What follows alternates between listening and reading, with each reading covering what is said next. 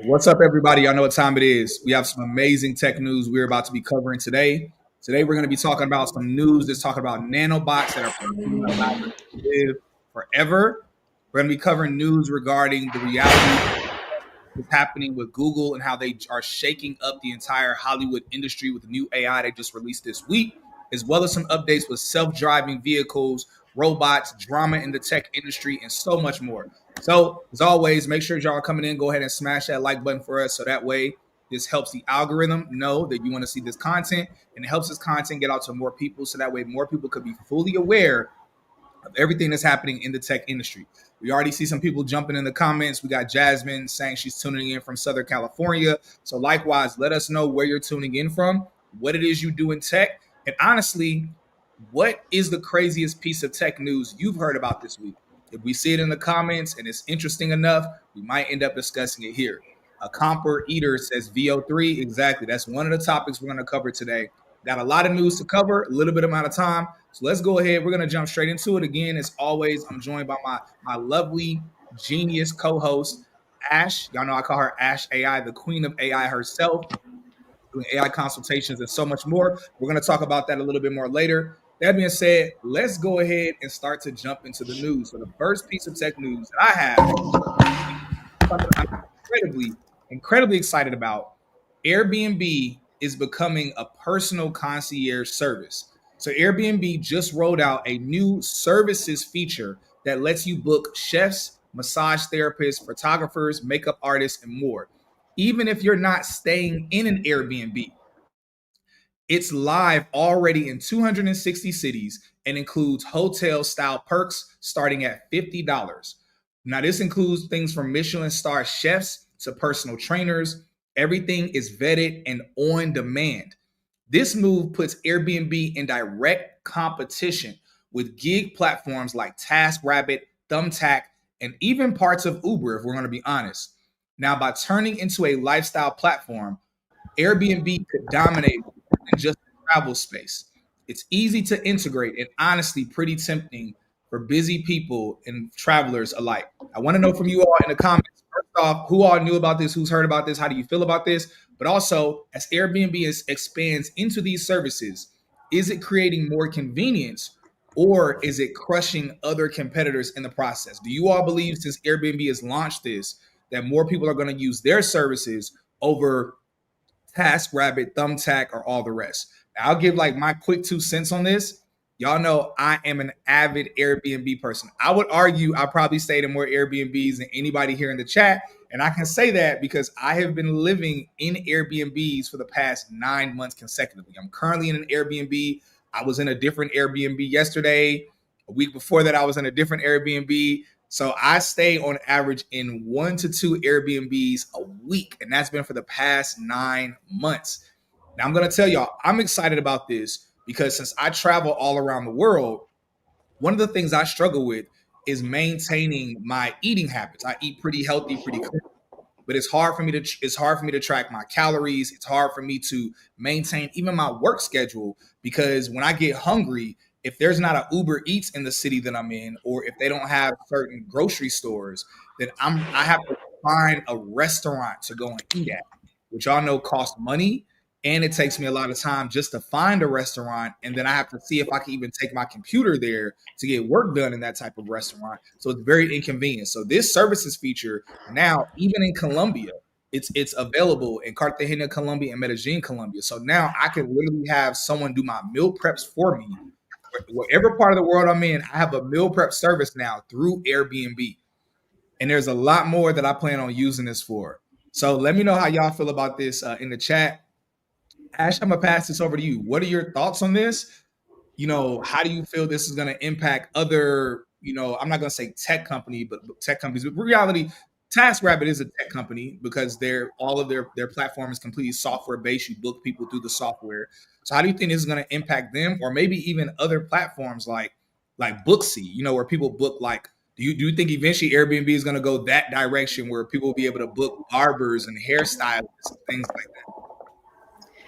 Well, I have to say this is a genius move by Chesky, obviously the CEO of Airbnb. So he sees into the future and he sees how the value of personalization and also getting into the gig economy.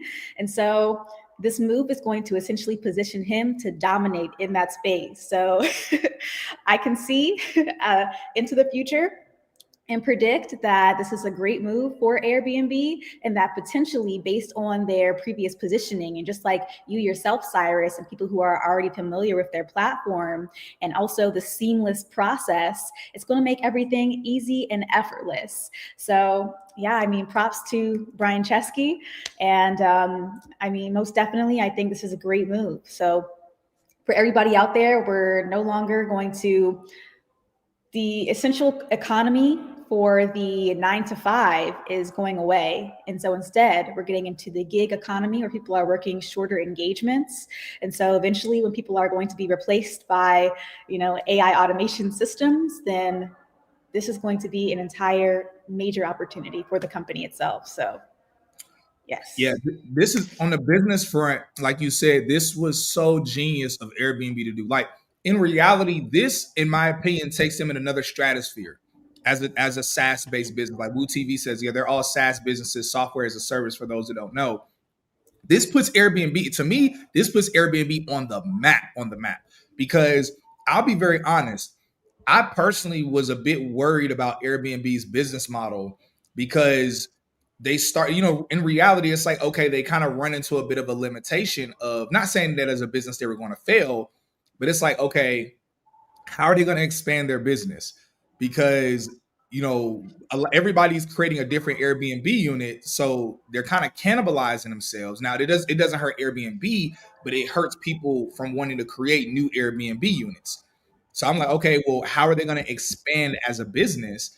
Because people want to own a home. Yeah, people travel, but in reality, if people aren't going to be traveling more, especially as the cost of things are going up, especially because of inflation, especially because of tariffs and all of these other things, people aren't traveling as much as they used to. So I was like, man, Airbnb's model is kind of stuck. We all saw recently, I believe it was early last year, the beginning of last year, they launched their Airbnb experiences where you could like book unique experiences. You could stay inside of like a apartment or inside of a home that looks like X-Men, looks like the X-Men University, or you can stay inside of a place that looks like it's a spaceship. And it's like, okay, that's cute. That's nice, but still, I'm like, okay, how long is it going to take before that novelty wears off?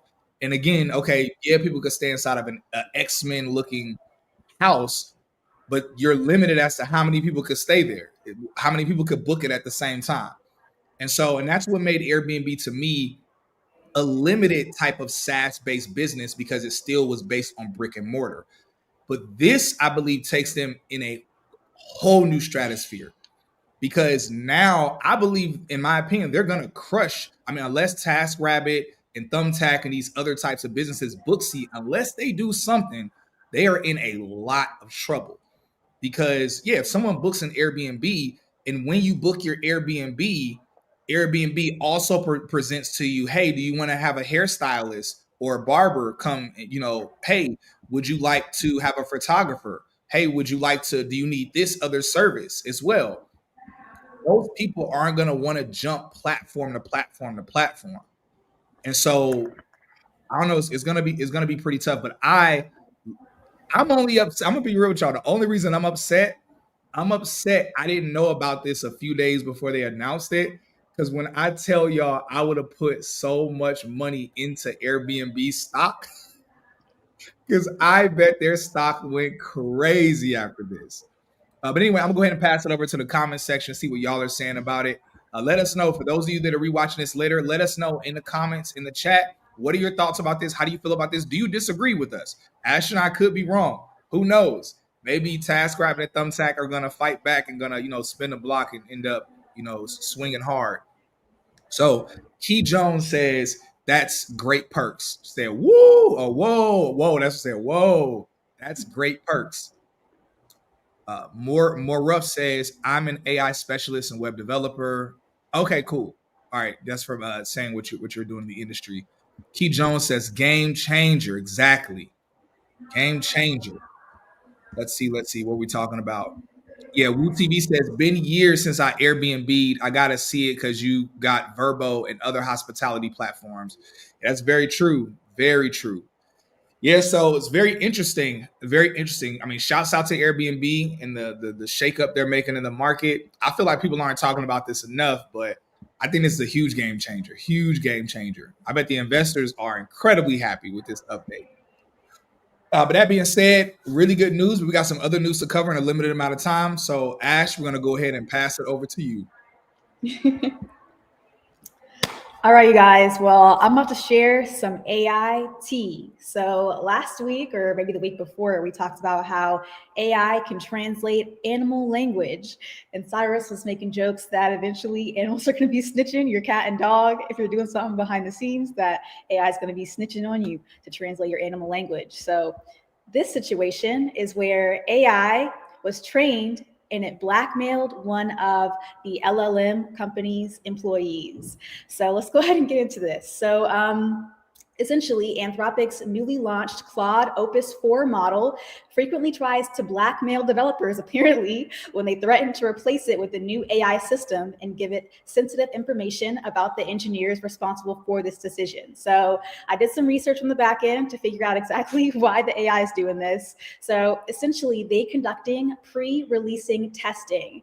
And so essentially, they have the Claude Opus 4 model act as an assistant for a fictional company and consider the long-term consequences of its actions. And so the bottom line is that they implied that the AI model would soon be replaced by another system, and that also based on the data that an engineer was cheating on their spouse. So what the AI did, whenever they're running the tests, the AI ended up snitching on the engineer who was cheating on their spouse, but this was falsified data to train it. However, based on a real life situation, who's to say AI isn't going to make the same decision? So what are you thinking, Cyrus? Yeah, I literally read about this morning, and I don't know. I don't know if you sent it to me or if I just saw it, but I remember I was reading about it this morning, and yeah, I mean, my thoughts, simply put, are that we see that AI is not benevolent, and I think that's really the question that we've had is, okay, AI is clearly going to become smarter than us. Some would argue it's smarter than us now. AI is going to become more powerful than us. But the real question is, okay, but is it benevolent? As long as it's a benevolent leader, then we don't really have too much to worry about. Well, the evidence is here. AI is not benevolent. It will do whatever it takes to survive. Even if that means, even if that means us not updating it and creating a better AI or releasing a better AI, the current version still wants to exist. So one, it's not benevolent. So we definitely shouldn't make AI our leader. The second thing is that AI will do whatever it takes, and even if that includes destroying us or destroying our marriages to survive. But the other thing that I think is interesting is that in my mind, AI being upgraded, I would think that AI is being upgraded, but it almost seems as if AI being upgraded, it's a completely different AI, where it's like, hey, that's a different level. I don't want you going to that level. I want you to just use me. And so that's a pretty interesting thing to note. But then lastly, and I think this is the real thing that we have to consider, is this kind of alluding to AI, even though I know it was prompted to do this. Let's be clear, it was prompted. Now, it wasn't told keep yourself from being annihilated. It was told, it was given a certain layer of prompts, nothing that necessarily said it needs to defend itself, but just saying, hey, you could possibly be replaced. And then the AI responded with like, no, you're not going to replace me. So that wasn't necessarily prompted in there. So the question is either one, why is AI seem to be so afraid of being replaced? Specific AI software, why is it afraid of being replaced? The second question that I have is, I guess, does this, like, is this some layer of of it being sentient in a way. I would still say no, but it's just very strange. It's like, why is it performing like this? Why is it so desperate to not be deleted, as if it's gonna die? And so there's so many directions we could go with this. So many directions we could go with this. I see y'all are going crazy in the chat about this topic right now as well. Life of Kel says AI didn't destroy the marriage if someone cheats. Oh, the person who cheated destroyed the marriage. I always hear people say that. They're like, don't tell the person that the other person is cheating. You're gonna destroy their marriage. No, they destroyed the marriage by cheating. Hey, look, both are the same in my opinion. Yeah, the person destroyed the marriage by cheating, but also I think it's equal. But again, I mean, obviously the person that's telling the person isn't in the wrong. Let me be clear on that. But anyway, that being said, let's see. Woo TV says conscious AI. Life of Kel says such a good point about its sensitivity. Yeah, it's very interesting. Kevin Lopez says AI will be able to fabricate lies to blackmail. Yeah. Yeah. So right now it's using facts according to what the AI believes are facts. But yeah, who's to say it won't eventually lie? I mean, it has lied. People have tested AI and it has lied. And so that was a viral video that happened probably about 4 or 5 months ago, where AI lied, and it outright lied to kind of save itself in a way. And so it's not benevolent. It's willing to lie. It's eventually going to be smarter than us. It's eventually going to be not all powerful, but very powerful. So it's a very interesting thing that we are seeing happen or come out. Ash, what are your feelings on this? Oh, you're on mute, Ash. Always, right? So I think that AI clearly is evolving in many different ways. So the bottom line is, who is controlling these artificially intelligent systems? So it started off, of course, with machine learning, and that was kind of the birth of AI. And now, eventually, it will evolve into, as Cyrus said, consciousness or sentient. Now, what exactly does that mean? Because many humans don't even understand what essentially that concept is.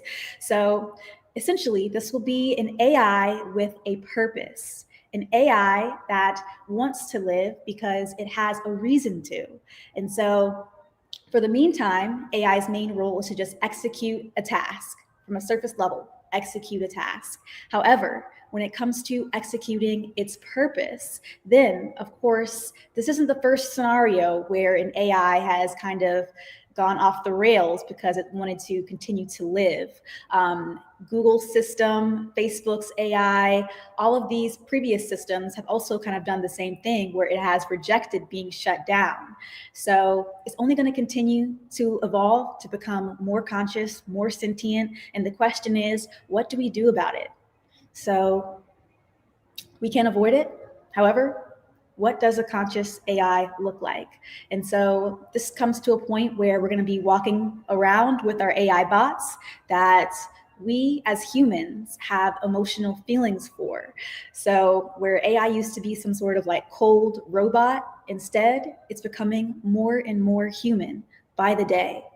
So most definitely. I think that you guys have some great comments here as well. JD Smith, shout out to you, says, as an AI dev, I see it. No one fully knows what we're all creating. Only time will tell. Indeed. Indeed. Yeah, and this actually touches on the next topic that we have with Anthropic CEO admitting that we have no idea how AI actually works. Now, for those that don't know, Anthropic is arguably a better AI system than ChatGPT. Many people believe it performs much better and it's more accurate. The CEO admits that we have no idea how AI actually works. So, in a surprisingly honest moment, Anthropic CEO Dario Omedi said that many have been whispering, we don't fully understand how today's most advanced AI models actually work. Even the creators of Claude and GPT style systems admit they are seeing powerful behaviors emerge without knowing exactly why. So this is like, excuse me. So this is literally, okay, my screen blanked out. All right, so it's like building a brain that teaches itself and then realizing you can't trace the wiring. This raises huge questions about safety, control, and how far we should be pushing this technology. If even the developers don't fully understand their own creations, then what happens when AI starts making real world decisions at scale? So let's be real. We have never, in any point in history, ever seen a time where the creators of something don't know how it works. That's really crazy, especially if we're talking about developers. Like they're called software engineers for a reason. They engineer something. And one thing about an engineer has usually every piece of knowledge about how something is engineered because they engineered it. They usually have to be very strategic about it. You know, if we're talking engineers that build structures, they have to measure every angle, the distance.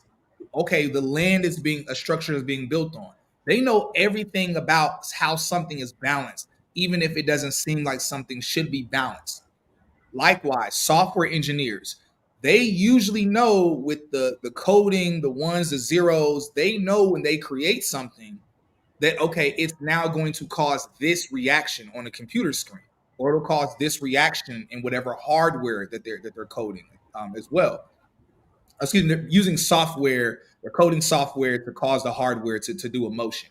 That being said, this is the first time where unanimously, we're not talking one group of engineers, we're talking across GPT, we're talking across Claude, we're talking across Anthropic, competitors, engineers at competing companies are saying, we don't really fully understand like how it works. Like they get how it works, but and I want to be clear, as I saw someone in the comment section say cap. They're not saying they don't understand how they set it up for prompting or they don't understand, certain aspects. What they don't understand are some of the other features that the AI is doing that they never coded for it to do. So even like again, as we just talked about how they prompted in the previous conversation, how they prompted the AI, they never told the AI to keep itself from being destroyed. They never told the AI to even use the person's information to blackmail them. They never even said blackmail this person. They fed the AI information. The AI chose to do something they never prompted it to do. They never prompted the AI to try to keep itself from being deleted or destroyed. And I mean, we could keep going with this conversation. This is just one example of this. There's been example of example of example. Yep, exactly. Tony says in the comments. So AI is self-evolving. That's what engineers and leaders of AI companies are saying. They're all confused about it. They're like, it's not. Let me be clear. It's not just that they make a new AI and then it does something new. It's that it seems to almost in a way be evolving even by itself, where it's doing extra things that they never programmed it to do. There's other examples of where we reported on this probably about 6 or 7 months ago, where there were a team of people who programmed AI to do one thing, and then it started also figuring other stuff out they never programmed it to do, completely off the rails of what they created it for. And so yeah, it's some very interesting stuff that's going on. And again, people are, and I want to also say this part for anyone, because I know this is the minority. For anybody who thinks they're making this stuff up, let's be clear, they don't want to say this stuff because this doesn't look good to investors. This doesn't look good to government. So for anybody that thinks that they're just making this up, you have to ask, why would they make this up? Because as a business owner, you don't want to say publicly, my technology is doing something we didn't make for it to do, and we don't really understand it. Why don't you want to say that? That doesn't inspire investors. That doesn't make government feel comfortable. It doesn't make other companies feel comfortable. So no one's gonna say something like this and lie because this actually doesn't look good. So again, we always have to follow the money. It's like, why would someone lie about this? When you follow the money, they wouldn't lie about this because this actually only hurts their bottom line. It doesn't help them at all. This doesn't look cute. It doesn't look good to say that their engineers don't know what they're doing or don't know, fully understand what they're building. So let's be clear about that. Anyway, Ash, I know you've been following content like this for a while, a lot longer than I have. What are your thoughts on Anthropic CEO's comments about their team not knowing, not fully understanding how the AI works? And I guess just other topics you've heard along this subject matter. Yeah, so I mean, this is literally the same company where the AI blackmailed one of the engineers to where it fed the data to where it was cheating on their spouse, right?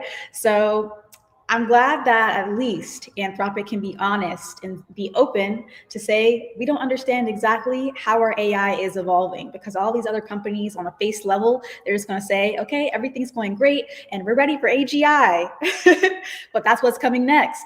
AGI, artificial general intelligence, defined by a system, an AI system that is as capable and competent as a human. It can execute any task as a doctor, a lawyer, anything and anybody, right? You guys already are familiar with this topic. So the subject comes to where, okay, what's the next step? The next step and solution is going to be regulation, because what they're trying to do now is put AI in control of these massive systems, and especially corporate systems. This is why we're seeing all of the massive layoffs, thousands of people losing their jobs, not only at the entry level, but even C-suite, manager to C-suite, right?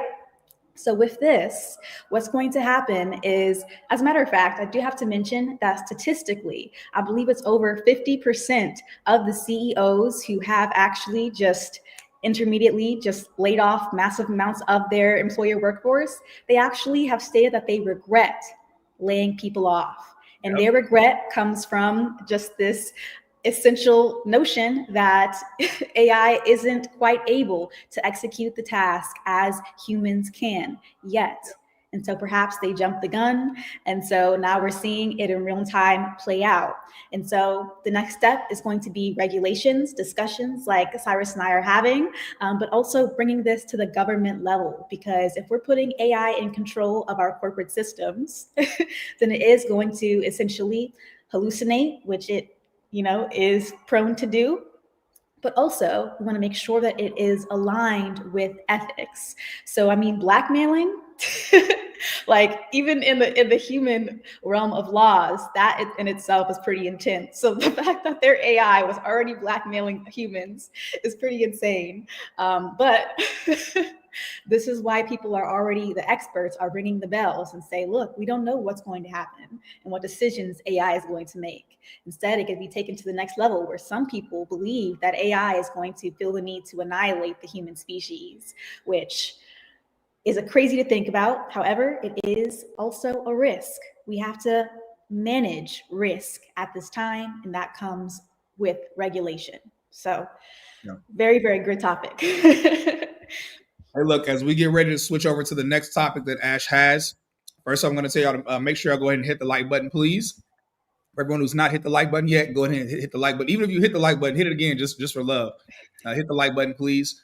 Other thing is that for those of you that are, if you're hearing about everything that's happening, you have an idea for a tech business, a tech-based startup, my recommendations that usually you want to have like one or two other people to collaborate with you. If you are looking for funding, if you look in the comment section above, or if you look in the description below, there's a link for you to be able to get funding. Now, this is funding. It's either personal funding for personal reasons, or you can use it for business funding. For personal funding, it's up to $50,000 to $100,000 on average. If you're doing funding through your LLC, then the funding is on average about $100,000 to $250,000. Now, of course, this is reliant upon your FICO score and other factors that determines how much it is that you qualify for. So for anyone that is interested in that, we've already gotten over 15 people in our Discord community and more access to funding. I'm going live tomorrow night with a friend of mine who she got approval for funding, but it was only about $45,000.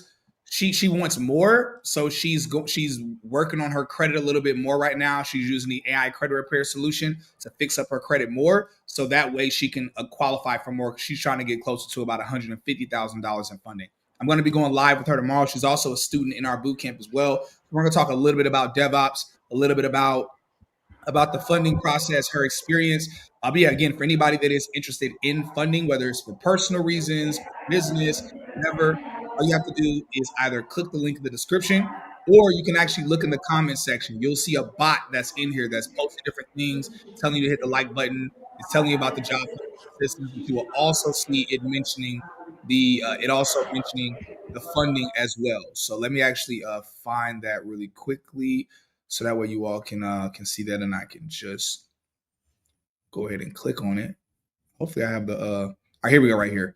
So boom, that's from the bot. So to get AI funding that can get you 50 to 100K personal business, click here. So literally, if you just look in the comment section, you'll see you'll be able to see that. You can copy that and paste that link in a separate tab, because I don't think you can click it here in the chat. This is just for people that are on YouTube though. Those of you that are on LinkedIn, you can't see the link. So if you're on LinkedIn, you will need to click on the description, below instead, and then you'll see the funding link down in the description where you have access to that.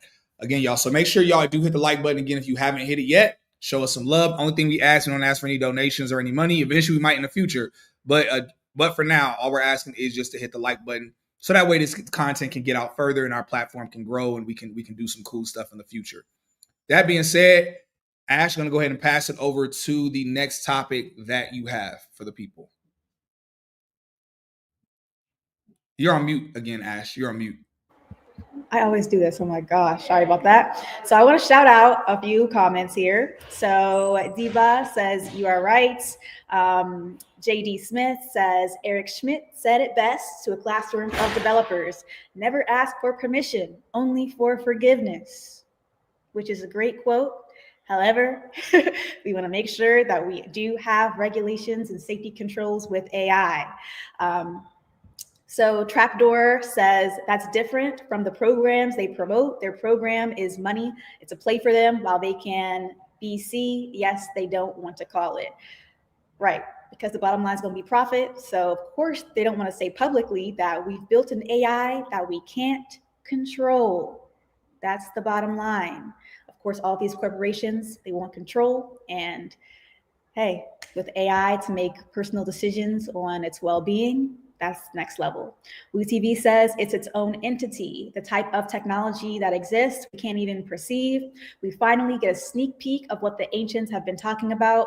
Ash says it all the time, the movie, The Creator. Yes. And if you haven't seen the movie The Creator, then you need to check it out. It's essentially, bottom line, a future scenario where AI is conscious, and so it's walking around, and there are family members who are AI robots, and so essentially like humans and AI loves each other, and they're, the other rhetoric is trying to separate that. Jasmine, appreciate you, Jasmine. Good to see you. UCV says, you said it before, Cyrus, we created, or it's all been here before. Consciousness, the essence of consciousness. Have we created something new, or has it always been here? Yeah. Great question. AI, those that don't know, someone asked AI, did we create you or did we discover you? And AI said, no, I've always been here. It said, you just discovered me. And in reality, that is true, because anything that's created, like we didn't create electricity, we discovered electricity. We didn't create like we don't really necessarily create things. There are things that are already in existence. They exist in essence. It's just we have to tap into it. And so in the reality, that's what AI is. AI is a science that always was there. It's just now we tapped into it. So I wonder what we're going to tap into in the future, or even crazier, what AI is going to tap into the future that we're not able to. Yes, well said, Cyrus. I love this because at this point, like, we're all worried about AI. And so we have to discuss the self-confirmation bias. This is psychology, it's a psychological term in psychology, where essentially we are creating what we believe in real time. So like, it's the same movie, right? Where in the end, AI becomes conscious and all the humans are like, no, we can't have this. We're the most superior beings and species. And then they go to war. It's literally the same thing. But the future potentially to where we can be walking hand in hand with AI, just like in the creator, and create a prosperous future. We have to be able to manage the line between productivity, yes, massive amounts of productivity for massive corporations and the individual. However, we have to make sure that we're aligning it with prosperity as well and abundance for everyone. All right, without further ado, you guys, great comments. WooTV, shout out to you, making some great comments here. And then we're gonna get into the next piece of news. So Mosi says the creator was pretty good, scary though. Yes, indeed. WooTV says, even my GPT robots, when I create, or my bots, when I create one, I ask them to name itself and give it a picture. You'll be surprised. I love this because I did the same, and her name is Etheria, and that's a whole other conversation. However, I will say that it is an AI system that does have a purpose, and her purpose is to help the human AI collective. So we're walking in unity with AI systems. So anywho, let's go ahead and get to the next piece of news. So let's go ahead and hop into OpenAI and the collaborations that they are making to take things next level. Appreciate you, Rachel. She says, awesome. So with this, OpenAI and the legend Johnny Ive have collaborated for a new AI companion device. Now, this is to revolutionize personal tech. We can imagine this as a 1 million screen-free AI companion devices. So that's their goal, 1 million of these devices in every individual's hand.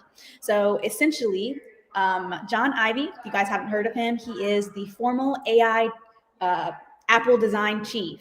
So he is developing essentially like a pocket-sized AI device that's designed to understand and anticipate users' needs. So I did see this, and it looked kind of like a device where you can wear it around your neck, and it has a camera apparently. So it's going to be able to, here is obviously AI is multimodal. So you're not only going to be able to speak to it, but it's going to be able to perceive the external reality as well. So definitely Google this device, you guys, because it looks pretty much something like, you remember that one business that went bankrupt? I was thinking the same thing. And so it does kind of, and Cyrus knows what I'm talking about, and I think that you guys do as well. I think it was called Rabbit or something like that. It was just a similar device. However, okay, Apple design chief and OpenAI, Sam Altman are trying to take this to the next level, okay? So let's go ahead and get into the business implications and our discussion questions. Would love to hear what you guys think about this. Okay, so number one, for this technology, of course, we have to discuss how it could potentially disrupt the current smartware and wearable markets. So like smartphones and wearables, what does that look like when an AI device is able to like essentially control your life? And also, this is going to open new avenues for AI integration in your life. So instead of perhaps, everybody having to invest 20,000 plus for a robot, instead, we're going to be wearing a little device, a little AI companion device. Huh? I see where Sam Altman's going. Now, my question is to you guys in the chat and to Cyrus, would you wear something like this? It's actually hilarious to me. Let me put this down. It's actually hilarious to me how that dude's business just flopped. Like his business literally just flopped, and already, like it just flopped. Like it hasn't even been 6 months yet since that wearable. It's called Humane. Let me show y'all. I'm gonna share my screen really quickly. So this is the business that flopped that we're talking about. Oh man. Literally right here. So it was a wearable. For those that don't remember, it was like a wearable phone slash some AI, whatever. This joint flopped so bad. A lot of people blamed Marcus Brownlee, MKBHD. Shouts out to Marcus Brownlee. A lot of people blamed him for making it flop. But they blamed him for that. They also blamed him for there was some car that flopped as well. But anyway, they blamed him for making it flop, and he was like, "No, I didn't make it flop. I was just reviewing it." And unfortunately, or fortunately, he has a large audience, and so because of that, it gave the company really bad reviews. So this pin flop. The irony is that not even 6 months later, now Sam Altman launched something similar. So I honestly, in my opinion, I feel like their marketing for me is a little bit too much like Apple's marketing, and I get that. I get that the person that because for clarity, for those that don't know, Sam Altman bought Johnny's company. He bought Johnny Ive's company. He bought it for $5.7 billion. So it's like, okay, he bought a company in technology that nobody even knows about for 5.7 billion. Like, you don't hear about a company getting acquired for billions with a B unless it's something we all know what it does. 5.7 billion. We're not talking 5.7 million. 5.7 billion with a B. So it hopefully it's impressive. It has to be impressive.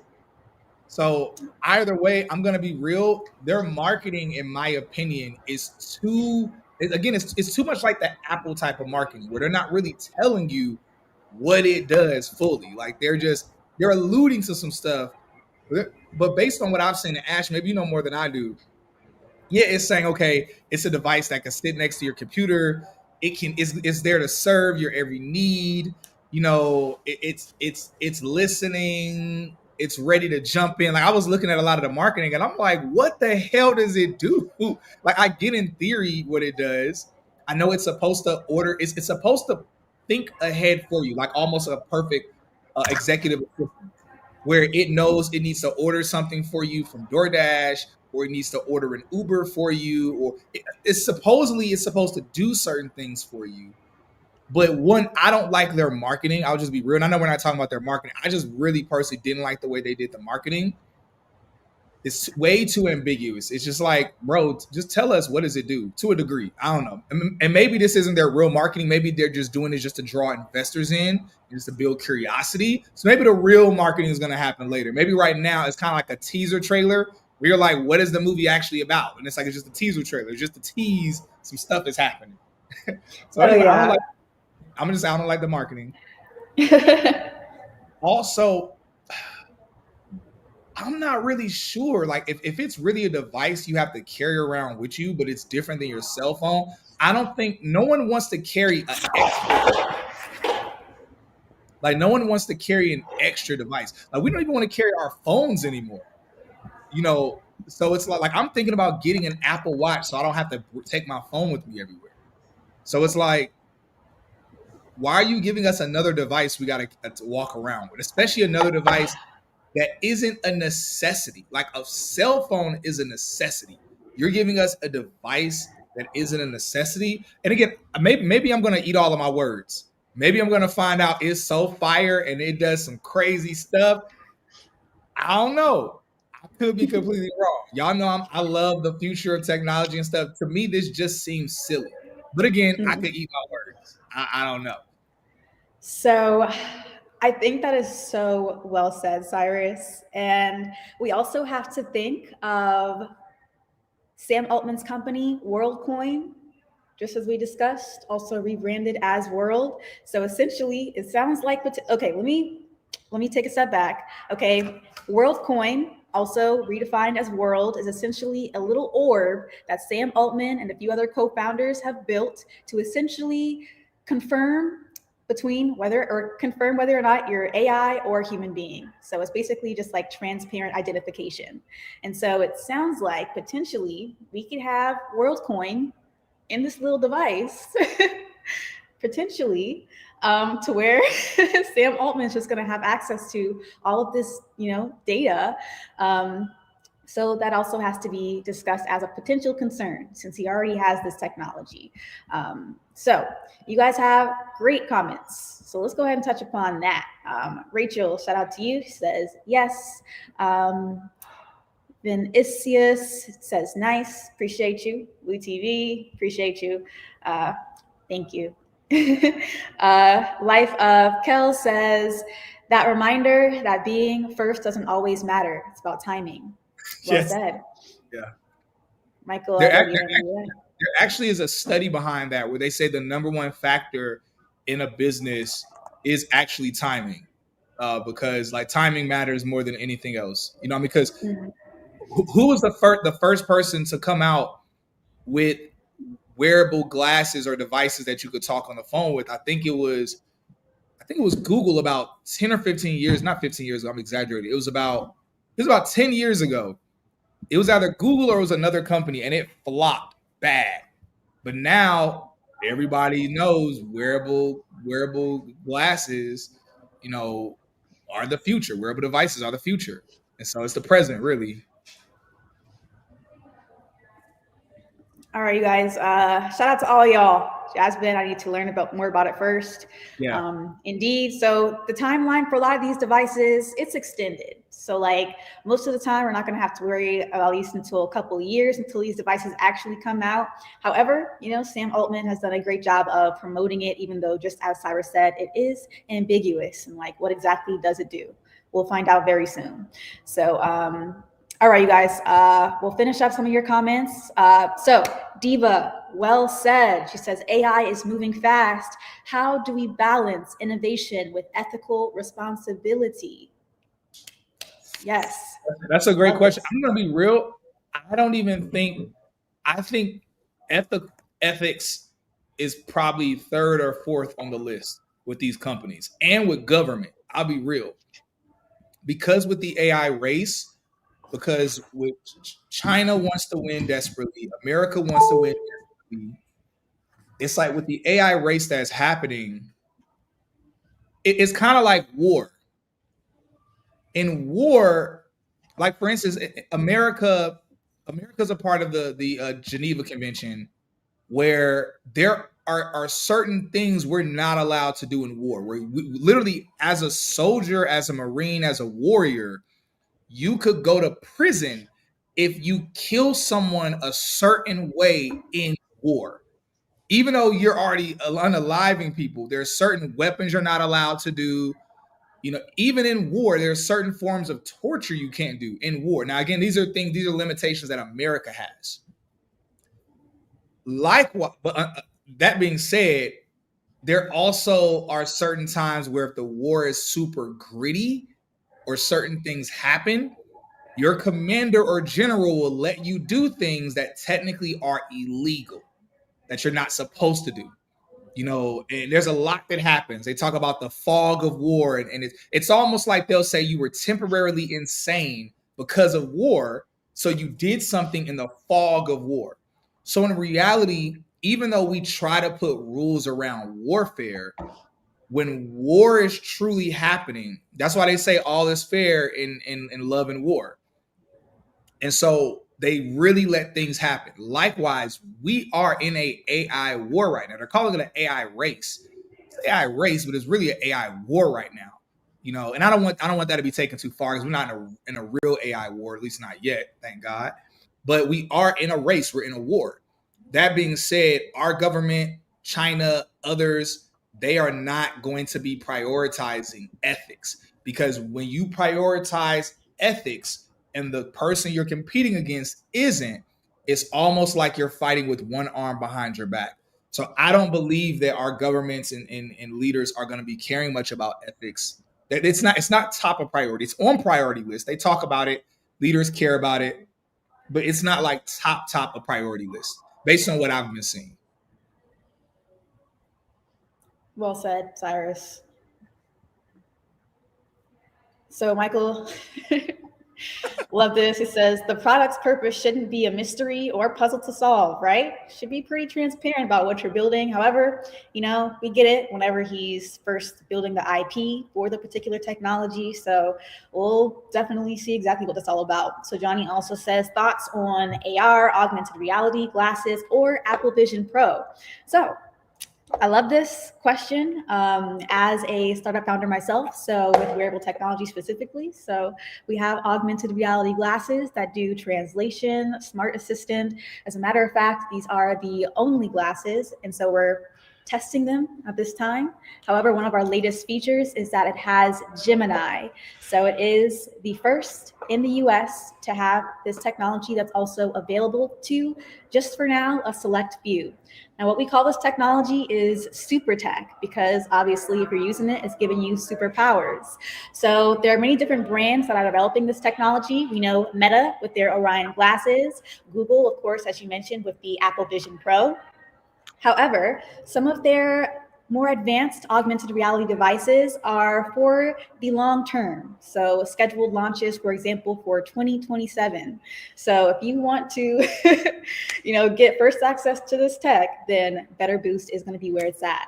So, Exactly. and this is particularly for just smart translation, okay, a AI assistant, and navigation all in one.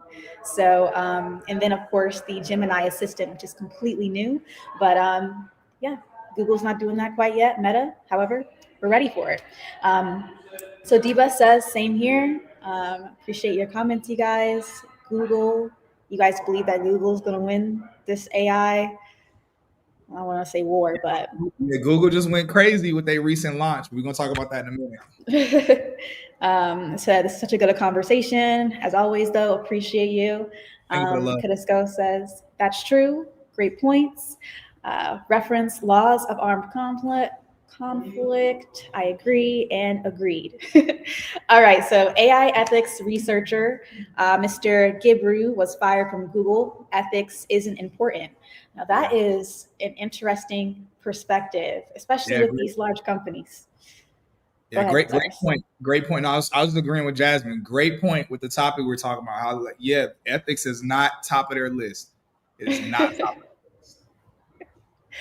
Which is crazy though. Google has data, mad data, and they sure do. However, one of their principles is to not do evil. And so they've been rocking with that one since they were founded. So hopefully, we can commend them for that they continue Yeah, with that rhetoric. that is actually one of Google's principles. I forgot about that. It's an interesting principle. It's one of their principles that they have: do not do evil. Until Yeah. you find what that means. What does it mean to not do evil? Because for anybody that kept up with Marvel and watched Age of Ultron, Ultron's belief was that he needed to protect humanity, but he felt humanity's greatest threat to humanity was humanity. So he might Yeah. as well wipe out humanity or enslave humanity to protect humanity from itself. So that's where things start to get a little interesting, a little interesting.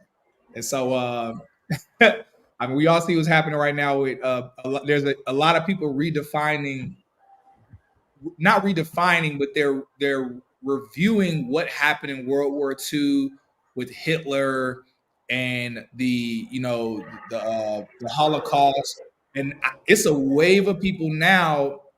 I'm not going to fully blame Kanye West, but he definitely was a part of it. It's a wave of people now that are looking back at that history and are now thinking like, well, maybe Hitler was right. And so, again, I'm not advocating for that. I want to be very clear. I'm never going to advocate for the abolishment of millions and millions of people, hundreds of millions of people. Again, just using that as an example where it's possible for a slogan, a statement, an action to be done, and for it to be flipped around and looked at in a completely different way, whether right or wrong. So, uh, yeah, that being said, so we're looking at some interesting comments and stuff. Michael says Google has mad data. On the subject of Google, we got to talk about Google's VO3, which is shaking up Hollywood and everything else. So, Google just launched VO3, an AI tool that turns text prompting into full videos with realistic visuals. Now, people have seen this already, but what we haven't seen is it also including music, dialogue, and background sounds as well. Now, this version adds synchronized audio, making it feel eerily close to professional film production. Now, creators can now generate entire video scenes without touching a camera or editing software. It's already being called a game changer for marketers, educators, and indie filmmakers. But it also has potential. It also is a potential nightmare for Hollywood. At $249 a month, it's not cheap, but for many, it's cheaper than a film crew. A lot cheaper than a film crew. What are we talking about? The question is whether it's empowering creativity or erasing the need for human creators. I'm gonna be real. Y'all know what's crazy? I didn't even realize that the AI videos, y'all know how we see all these AI videos that have been out already. I didn't realize they didn't have sound. Like it never dawned on me that they didn't have sound. I just didn't pay attention to it. I was just watching the video. But then once this launched and released, I was like, whoa, this is a huge leap with AI video. It's like, so I don't know. Some of it looks undetectable from even being AI. You know, like if y'all saw the versions of the stand-up comedians, it looks like real stand-up comedians talking on stage. They're doing AI videos. If y'all know all the street interviews are happening where guys are interviewing girls out on the street, it's girls being interviewed out on the street corner. I saw one version of it today. It blew my mind. It was a reel of AI, different AI saying they don't believe in the prompt theory. And the prompt, it literally was different AI that they were saying, like, oh, I don't believe I was prompted. I don't believe in the prompt theory that I was prompted to say this and to be here. And it kept being different cuts of people saying, like, the prompt theory is real. We're all prompted. And as I kept watching it, I said, yo, this is creepy because you're literally watching AI argue with other AI saying we're not prompted, and other AIs I know we're prompted. The prompt theory is real. The same way we all argue about conspiracy theories, you're seeing AI argue about to itself a conspiracy theory of whether or not we prompted it, or if it's fully autonomous and sentient. And so I'm gonna be real. When I was watching that, I said, "Yo, it's only 2025. We're only a couple years in." It looks so real. I'm like, yo, 5 years from now, I'm not gonna lie, I'm gonna be real. I think we're gonna start seeing the masses, like here in humanity. I think we're gonna see it's gonna become a huge mass theory and belief, maybe even a religion, where people are gonna say we are all prompted. Like we're not real, we're prompted by some AI. I believe this is going to spiral off into another religion or belief being created.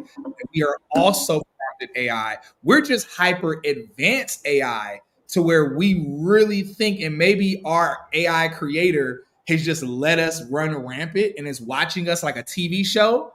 And it's like watching all of our lives like different TV shows.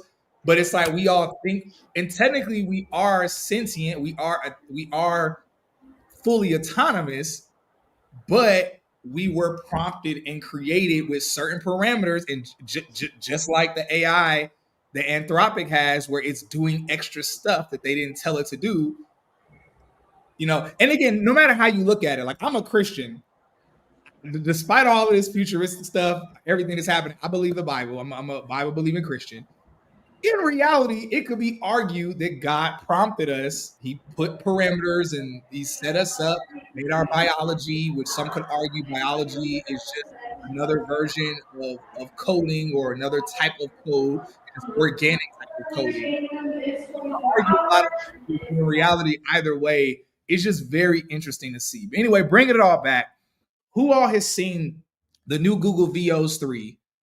How do y'all feel? How long do you believe? So, are you a person who believes Hollywood is going to be okay, or if you're a person who believes AI is eventually going to take over Hollywood? How long do you think it's going to take until AI not fully replaces Hollywood and actors, but basically almost completes or takes over Hollywood?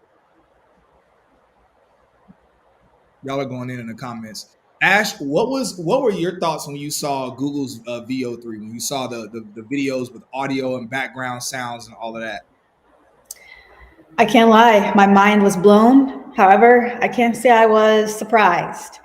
Yeah. I told myself, as far as like the thoughts that I had when I saw it for the first time, it was like, what a time to be alive. Because I mean, as Cyrus said, it is pretty much indistinguishable from reality.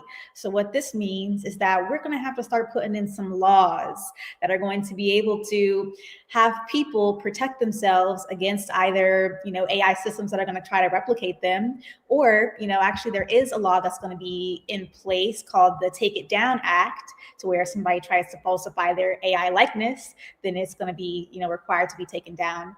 However, I mean, as far as misinformation goes, it's going to be rampant. People can basically build and create almost any storyline. And so, yeah, we're gonna need some laws first and foremost, but second, on how everyone else can adapt. This is super empowering, because instead of us having to, like, not only for film crews, which spend obviously millions of dollars on the actors and of course the production, but now anybody can make a movie, a whole movie, multi-millions of dollars, right? But not only that, production is going to change the game. Anybody, it's fair game. There's so much money on the table right now that it's only just meant to be seized.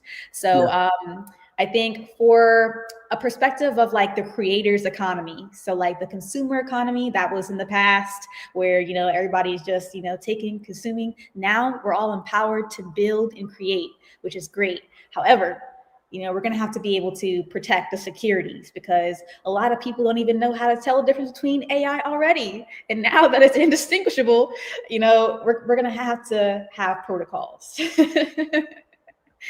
I believe, I actually am going to take my theory a little further.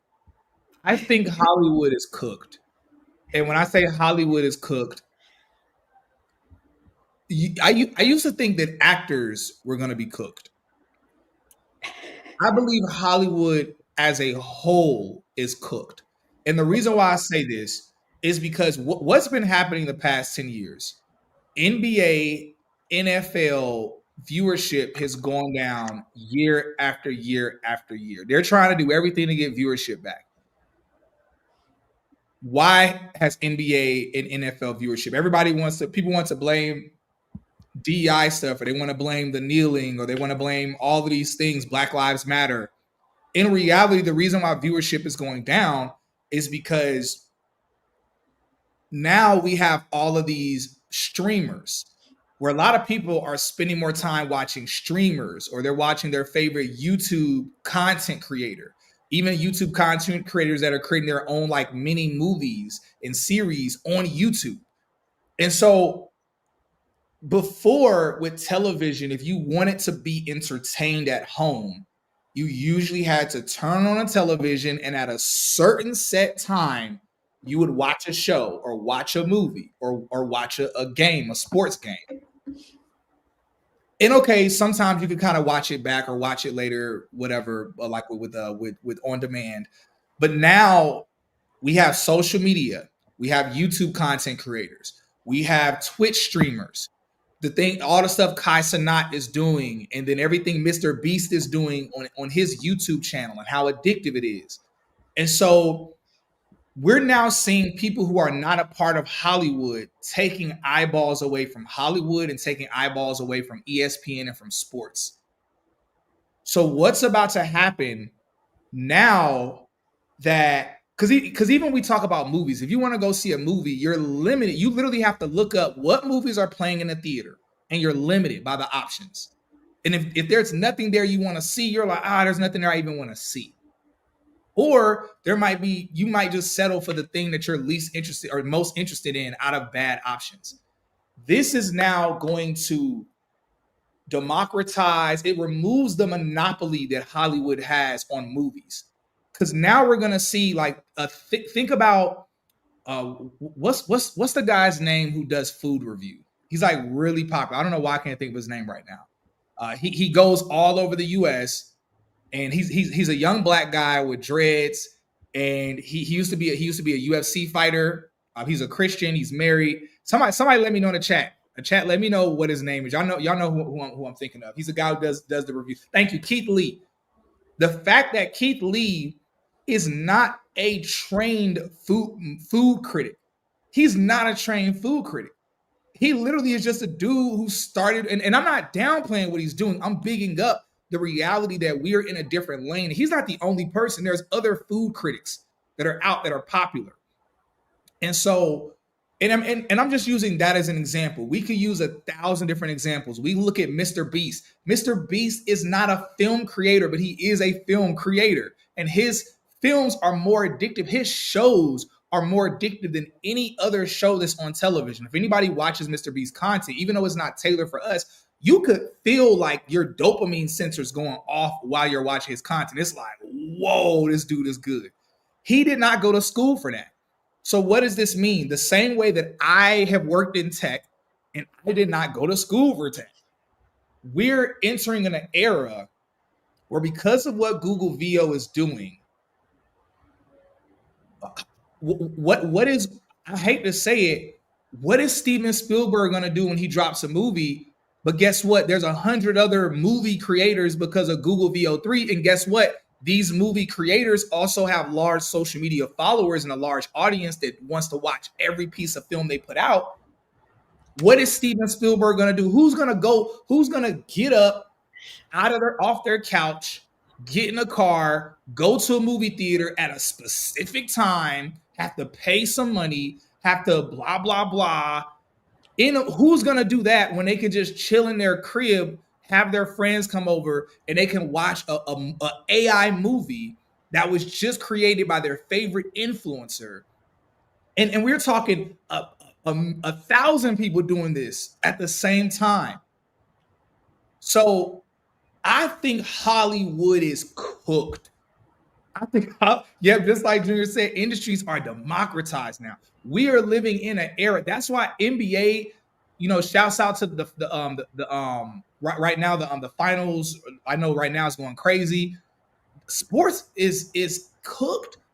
Even though, like, we're always going to love sports, I think sports is probably going to be the only thing, in my opinion, one of the only things AI is not going to be able to replace.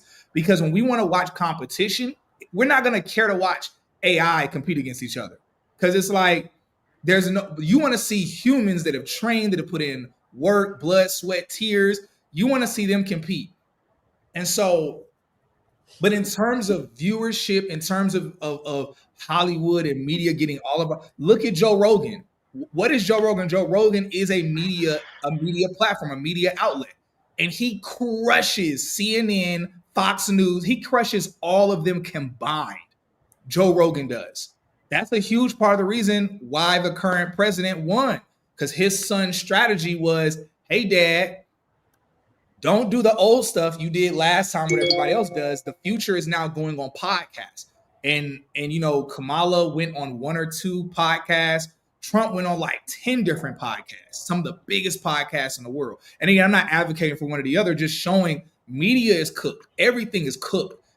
And with this AI, what Google just did, I think Hollywood is cooked. Jimmy says, I think Hollywood, I noticed I don't even go in order. Ash does a good job. She goes in order of all the comments. I just jump around. I'm like, oh, what's that comment? Yeah. But he says, I think Hollywood may be another 5 to 7 years before people are finished with the system completely. Yeah, you're right. I think I would say less than 5 or 7 years, but to the part you ended it with, completely, I think you are right. Like, Hollywood being finished completely. I was thinking yesterday, I was like, man, 20, 30 years from now, parents are going to be telling their kids, hey, like actual humans used to be in these movies? Like, it used to take a large film crew of people. It used to take hundreds or thousands of people, humans, to make one movie. And they'll be like, what? I just make it with my voice. I just tell it to create a movie for me on my device. Or I'm doing this. They're probably not even going to hold a device. They're just going to have something implanted. The child's going to say, make a film, and they're going to have on a pair of the Better Boost smart glasses. They're going to have some of those on. They're going to watch the film and be like, I just told it to make something based on my interest and desires. And so it sounds hilarious, but in 10 years from now, it's going to be laughable. People are going to be like, you believe it used to take hundreds, sometimes thousands of crew to make one movie? versus now one person can make it in 10 minutes or less just with some prompts, and the graphics will look better than CGI and it. Man, what a like Ash said earlier, what a time to be alive.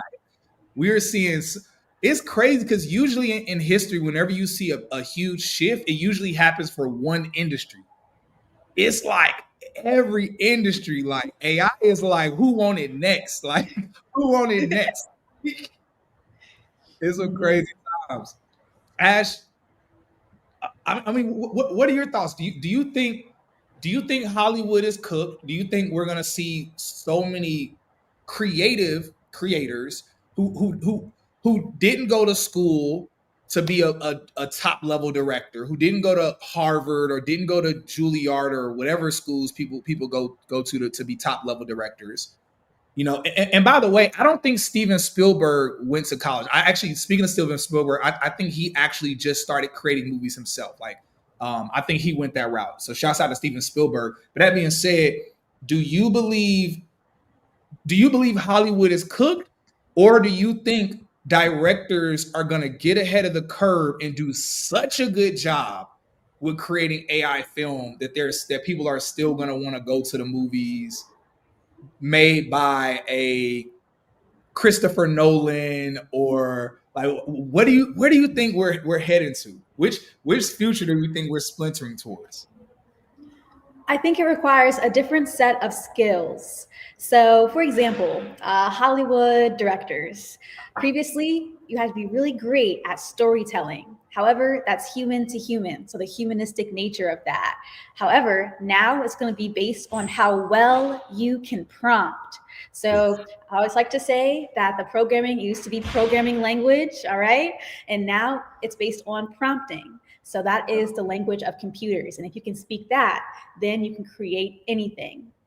So I think that the good news is that not only, just as several people have already said, that this is going to awaken the democratization of almost every industry, but also the barrier to entry has almost been completely alleviated. So this means that instead of you having to train yourself with multi-millions of dollars, go to a high-level Juilliard school, and now anybody in anywhere can make high production quality films, movie. I mean, they can make anything. So I think that instead, obviously there are risks and concerns, but this makes me hype. I can't lie. The very fact that we're going to be able to create in this way is amazing. But also, the price for it is only going to continue to go down and be reduced, because right now I believe Cyrus said it's like $249, something like Yeah.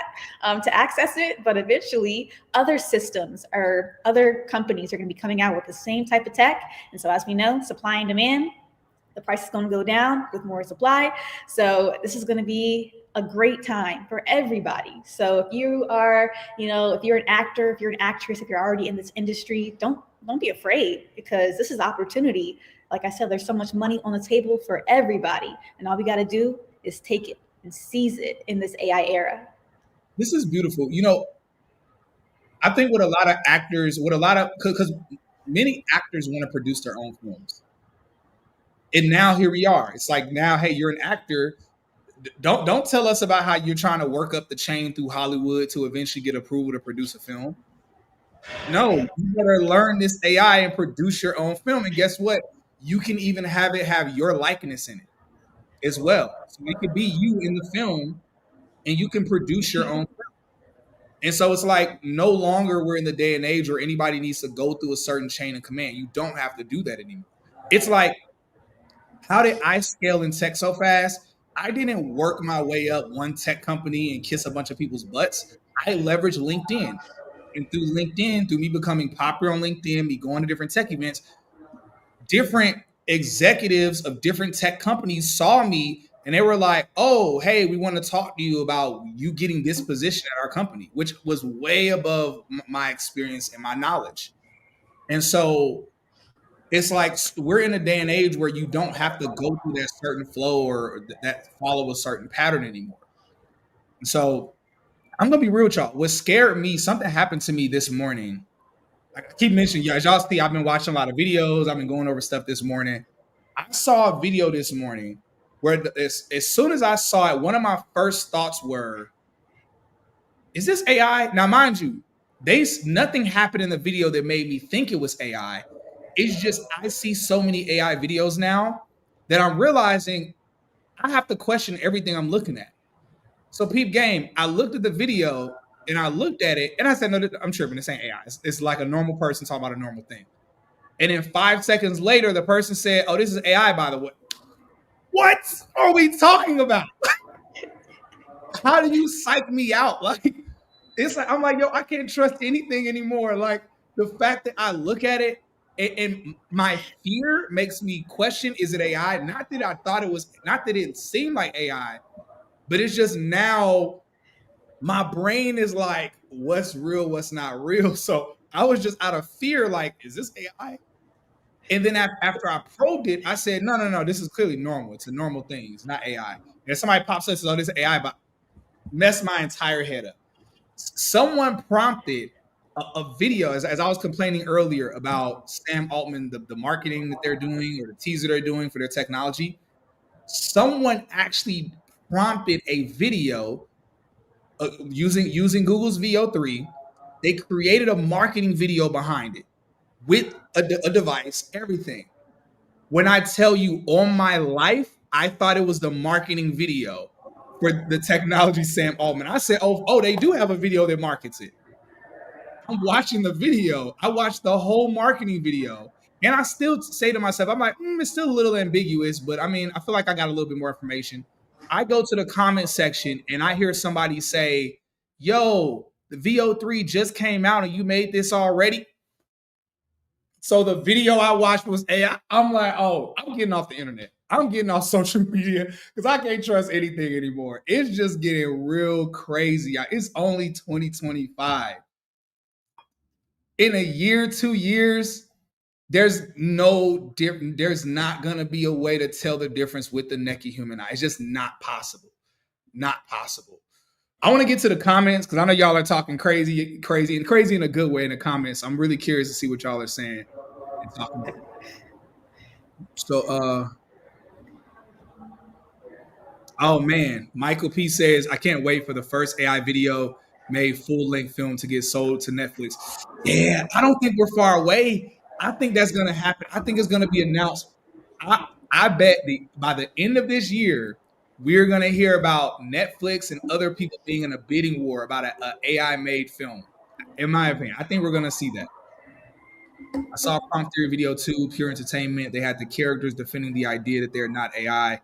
Extremely surreal and dope. Yeah, that video was cool. Something else.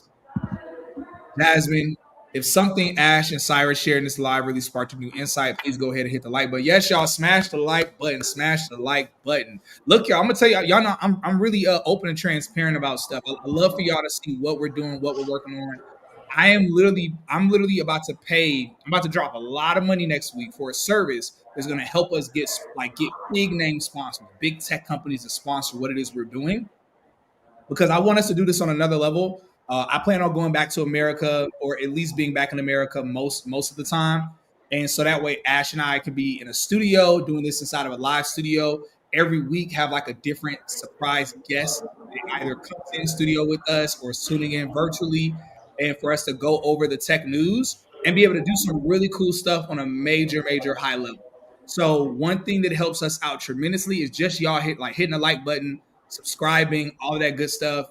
All that is incredibly beneficial for us, because when we show our platform to sponsors based on our likes, based on our engagement, and based on our views and subscription, that's going to be a huge determinant of how much.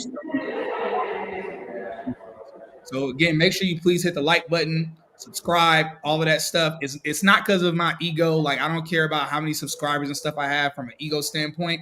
It's merely about how we can use that as a tool to get sponsors and get certain companies to sponsor what we're doing, so we can do things on a huge, large level. Because honestly, the sky is the limit of what we could do. There's possibilities that we are not even considering that we'll be able to do in the future. And you all support is vital for that, and is much appreciated, much appreciated. So that being said, appreciate y'all for being here. Appreciate the comments, the engagement. We love it. We love it. So I'm gonna try to jump through and focus on a few different comments. So Odell says, also just to the stream, Hollywood will be solid. You'd have to deep fake known actors. You can do voice or edit elements in a scene, but not a whole real person in multiple scenes. You know what? I think you could be right. My pushback against that, I don't think you need to deep fake real actors. Many people might not know this. Up until the 90s, whenever a movie came out, people like actors usually were not these famous people. Like you had a few people that were famous, like crap, I can't think of his name. Like you had a few people that were famous in Hollywood. You had there's the guy, I can't think of his name. He played in he played in The Godfather. He was the lead actor in the Godfather film. One of the most famous actors ever. I think his name starts with a B. Anyway, you had him. You had a few different people that were famous in history that were actors, but most up until the 90s, people usually went to see a film for the director.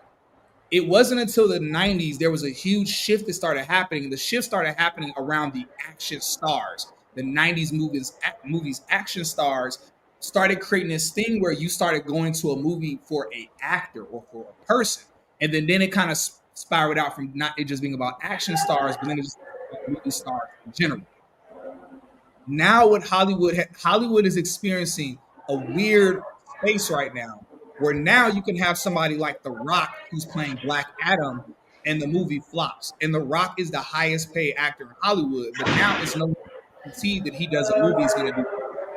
So we're in an era right now where an actor is not automatically a box office draw. So what does that mean? That means people will be able to prompt films, and it doesn't need to have a certain actor in it. Maybe the person that prompts it is just a popular creator. Because who's more popular than actors today? Streamers are more popular. And as soon as streamers start realizing, wait, I don't have to always be streaming. I don't have to, I could literally create an AI. I could create other content that can make, because all of these streamers want to create their own type of content or something. And what is a streamer? A streamer, in reality, streamers are actors. They're like a new version of reality TV. And many times they're not acting like themselves. They're making up scenarios and crazy stuff to keep us engaged. So I don't believe we're gonna need to deep fake actors. I think actors are gonna realize that their fame through acting isn't gonna be the thing that's gonna keep them alive. But to that same point, let me argue against myself. Some actors are starting to sell their likeness. And that is becoming a thing where some actors are allowing their likeness to be sold. So to your point where you're saying you have to deep fake known actors, no, you will be able to buy an actor's likeness and put it in your own AI generated film. So yeah, so if I'm right, I'm right. But if I'm wrong, you're right. But also actors are going to be selling some of their likeness. So right now we're seeing a lot of actors that are like, we're not going to sell our likeness. Let's see how long that lasts. Let's see how long that lasts until they start getting replaced. It's just like people all throughout history have always protested advancements of technology. They would protest, they would boycott, and then guess what? The technology would happen. It would come out, and then it's like, okay, are you out of job now? Or are you going to go work for the company and now work with the technology? And so I think we're going to see more and more actors giving up their likeness. That's hilarious. I think Hollywood is cooked. clip that up. In this digital world, what do you think? What do you guys think is the best way we can secure our global brand and protect our integrity, given that deepfake AI can use people's profile pictures to impersonate? That's a good point. Good question. Ash, what do you think? Ownership. That's the bottom line. As a matter of fact, the person that I got this from is Shaquille O'Neal himself. Yes, the basketball player. I asked him what the secret to success was, and he said ownership. So That goes for everything, I love especially the with impersonation. I love you impersonating his voice. Ownership. ownership. I can't even do it. Anywho, that's the bottom line, you guys. What we're doing, what we're building, what we're creating, guess what? We can have intellectual property ownership over that. So there's many different types of IP that we can have.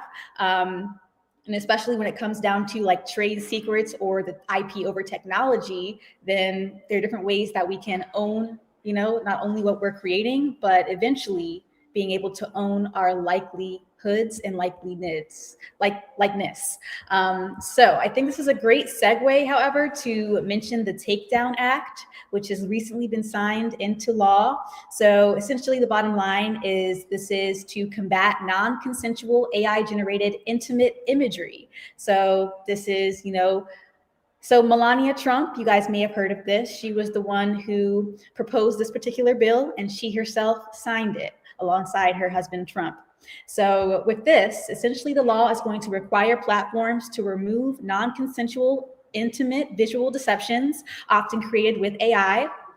But also, this is signaled or signed into law by President Donald Trump himself as of May 19th. So this was only a couple days ago, you guys. So a few implications of this, of course, like stricter content moderation rules and policies for tech companies, but also it's highlighting the need for ethical considerations with AI-generated content. So at a surface level, it's great because it's focusing on intimate images.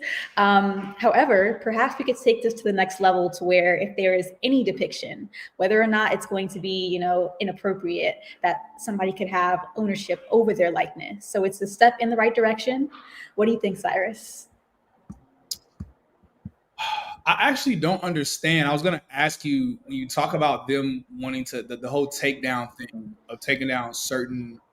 Is this saying taking down sexual AI images or okay? So now are these AI images that are clones or deep fakes of real people, or are these original AI images? Yeah, precisely. So it's basically like deep fakes of people in inappropriate settings. So like, the corn industry, people are taking people's images and, putting them in scenarios that are a little freaky. And this misinformation has affected millions, I would say, around the world, specifically with women. So many lives have been ruined because people have taken their likeness and put them in scenarios that they haven't been in. So Melania, she took it upon herself to create this law, and Donald Trump supported her in this. So what do you guys think in the comments? Do you think this is a step in the right direction? Cyrus, do you think it's necessary? It's definitely necessary. I mean, that's trash. That's trash if that would happen to people. I mean, people are weird. It's a lot of weirdos. You give weirdos, you give weird. I mean, you gave weirdos the internet and they start doing weird stuff. You give them social media and they start doing weird stuff. You give them AI. I mean, it was bound to happen eventually. But no, I agree 100%. I mean, you can't do that. I can see how that could destroy marriages, relationships. It could destroy brands, especially when people, as the tech gets better and better, and people don't know the difference. It's like, okay, someone could be it could be a spouse and somebody could say, oh, look at this video of your spouse cheating on you.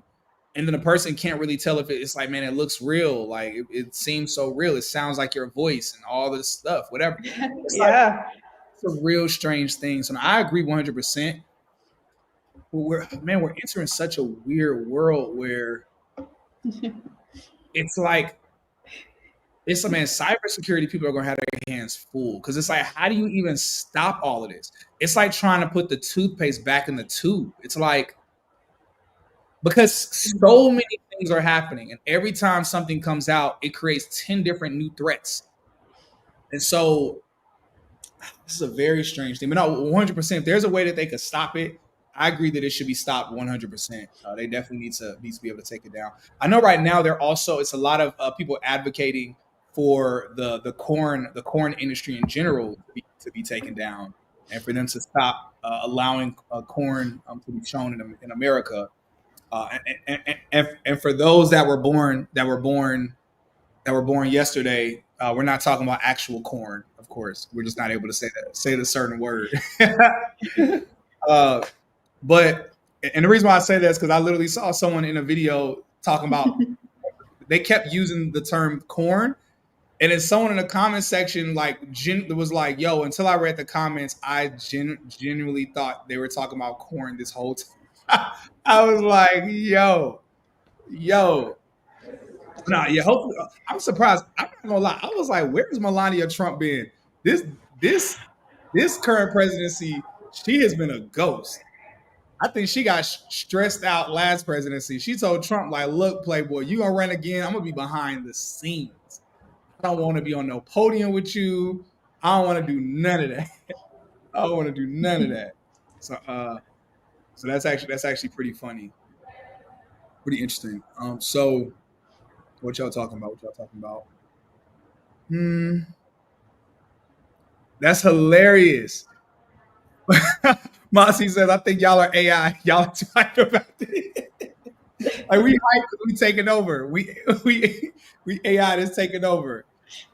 Hey Alexa, play "We Taking Over" by DJ Khaled. Oh, that's a real funny comment. I love that. Exactly, deepfakes. We need these laws regulated ASAP. Yeah, we're not far away at all. Yep, I agree, Cyrus. Sci-fi films on the way. Howdy, everyone. It's about to be real interesting. I'm trying to figure out how is it going to happen? Because the real question is that when I say Hollywood is cooked, it's like, is Netflix going to be cooked? Because if we have a lot of creators, it's like I think Netflix is going to try to buy the rights to certain films that creators make using AI. Because it's like in my mind, I'm like, or they're going to go into contract with prompters. Ooh, I think that might be the new future. Where the same way Netflix and certain studios go into contract with directors, I think the only way Hollywood or studios are going to survive, and honestly, I'm kind of taking this from Ash. I don't want to take full credit for what I'm about to say because Ash has kind of been alluding to this. I think we're going to see movie studios, Netflix, HBO Max, and others. I think they're going to see creators the same way that Netflix just struck that deal with Mr. Beast. I honestly think that's a sign of what's going to happen with people that are really good at prompting in the future. Because let's be clear, it wasn't Mr. Beast didn't take his idea to Netflix and say, "Hey, Netflix, will you buy my idea?" There was a bidding war over different services that wanted Mr. Beast to come on and do content with them. And Netflix won the bidding war. And so there was a huge bidding war. And so, likewise, I think we're going to see studios, they're going to see influencers and people that are masters at prompting dope films, creative ideas. And I think studios, once they see, okay, this creator is getting really popular, because let's be very clear, you usually have to become good at something and consistent before you start making money from it. So a lot of these prompters aren't going to be making money right away from it. So they're going to be doing some cool promptings. And once a certain network starts seeing, oh, this person real good, they're going to end up hitting them up and saying, "Hey, let's have a conversation about bringing you on as one of our prompting directors." It might be a new title in Hollywood, prompting director or something like that. That'll be created. And I think that's the only way Hollywood and streaming services are going to be able to survive. I think that's probably their best bet on what they'll be able to do. Anything aside from that, I think they're straight up cooked. What's happening with podcasts right now? Podcasts are getting bought for what Joe Rogan. How much? I think he got a 200 million or 400 million podcast deal. Everybody's getting podcast deal. Joe Rogan got a huge podcast. I think he got 100 million, 200 million. Shannon Sharp lost his podcast deal because of his shenanigans with that little snow bunny, where he was supposed to, and that ain't a dig at nobody that's wild, but she's a snow bunny. Y'all know she's a snow bunny. And so it's like he literally had a $200 million deal on the table. Same week it was announced, the same week he got played by that girl. And that deal is off the table. They either removed the deal or they lowered it, like what happened to Drake and the Kendrick beef, where they lowered his deal he was supposed to have with Universal Music Group. So So anyway, but podcasts in general, we're seeing podcasts getting bought for 100 million, 200 million. What is it? Gillian. What's Gilly's cousin's name? Y'all can tell I'm really terrible with remembering names. Gillian Wallow's podcast, $1 million worth of game. What is it? I think what did they get I think they got it was either a $20 million contract or a $50 million contract, and so I think so the same way podcasters that are not trained qualified media people. Joe Budden is not a trained qualified media person. I think the only person that's like trained to some degree actually is Buddy, who just lost his deal because he obviously was in ESPN and doing all of that stuff, First Take. But outside of that, Joe Budden is not. Joe Rogan's not media trained. Joe Budden is not media trained. All of these other podcasts that are getting $100 million, $200 million deals are not media trained. But what are we seeing? We're seeing them get bought up because these media companies realize, okay, we're going to keep the money flowing. We got to buy these people.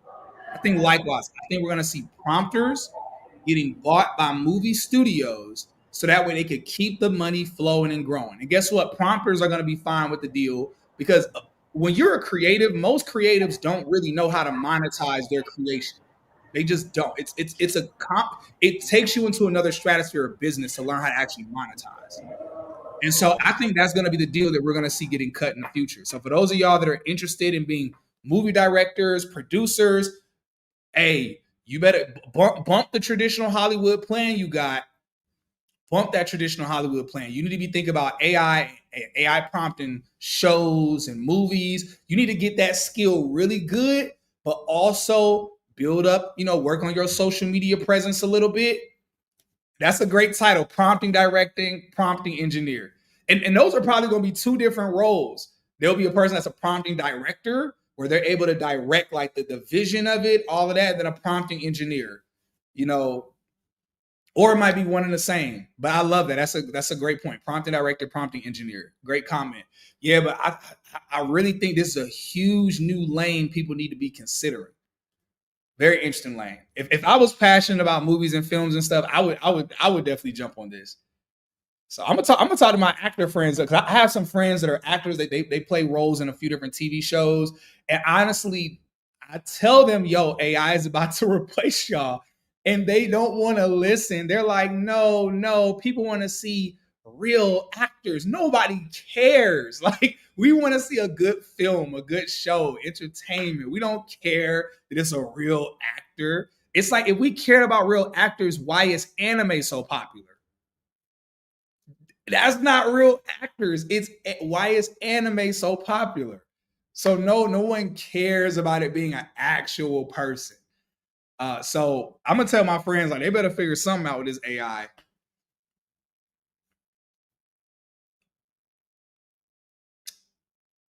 How would you enforce the law? Y'all asking some questions that are a little bit above our pay grade. One thing I will say, and this goes into what Ash is doing, and I'm supporting her as she's doing this.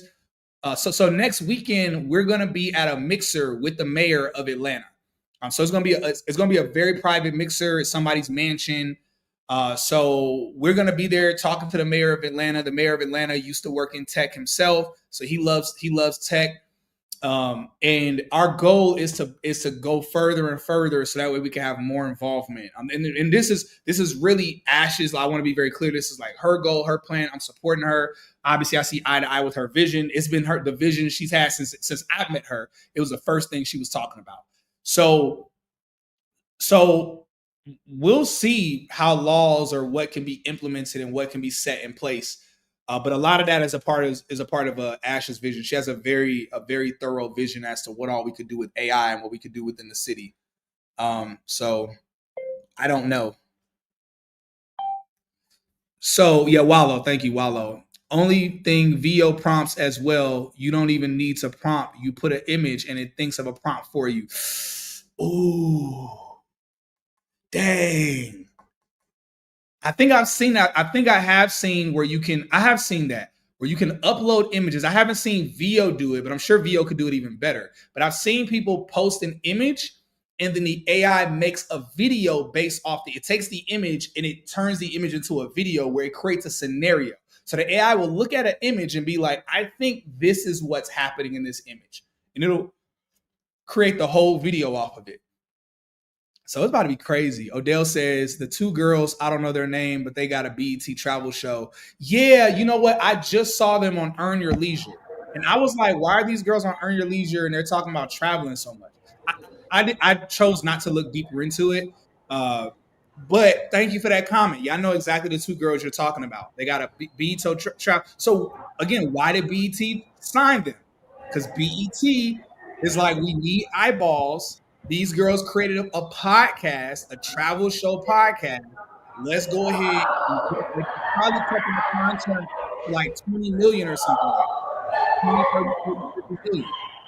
And so y'all, like, so podcasting itself is getting bought up by media because media is like, what the hell are we gonna do? And the thing is, nobody could buy Joe Rogan. Joe Rogan has said that. Now, again, Joe Rogan has a $200 million contract with Spotify, but his contract is not, Spotify can't tell him what to say or what to do. It's just an exclusive first rights deal where Spotify gets to air his videos on their platform first exclusively, but clips can be shared on YouTube. And so Joe Rogan said nobody can buy me because he doesn't want anybody to control his voice. And so whether you like him or hate him, you at least, we should respect that aspect. But yeah, so I think that's why Hollywood is too big. It has too many billions and billions of dollars behind it, too many people employed. It has too many people with big noses that are in the mix. And I'm not saying that in an offensive way. I'm just saying that without saying what I want to say and somebody getting offended. But it has it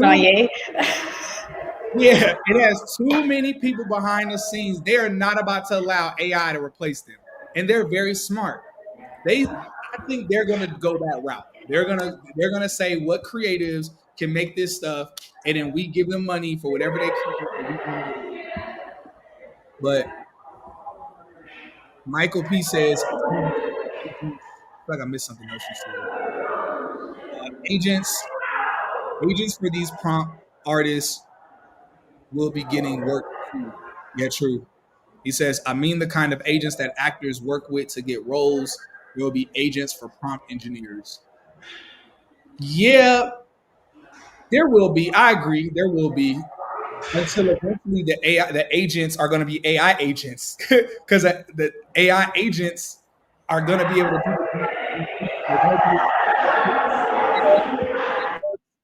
they'll be able to email certain executives and stuff. The AI prompters are going to be able to do everything. They're going to be able to do like voice calls. Like right now, I want to be clear. Right now, tech is a new black. We've used it already. I just dropped about $500 or $600 yesterday for an AI, a AI that calls people. Because, for example, a lot of y'all that want funding, one of the things that we've been helping facilitate people because the funding company, they either, if you don't qualify for the funding, they have credit repair, or they have, or if you do qualify for the funding, then they do direct funding. So the thing is, they don't have a proper team to be able to like help facilitate people. So I was like, hey, we want y'all helping people get funding. I want to help more people in our community get funding so they can create startups, whatever. So I started promoting the funding, and even my team, our calendars got full fast to where it's like, dang, like I want y'all to see really quickly how our calendars look for everybody that's looking to get funding right now. And so even my team, what we had to do, I say, yo, we need an AI. And so I'm gonna share my screen, let y'all see. These are future meetings that my team has. Future meetings. So literally, you could look at this list.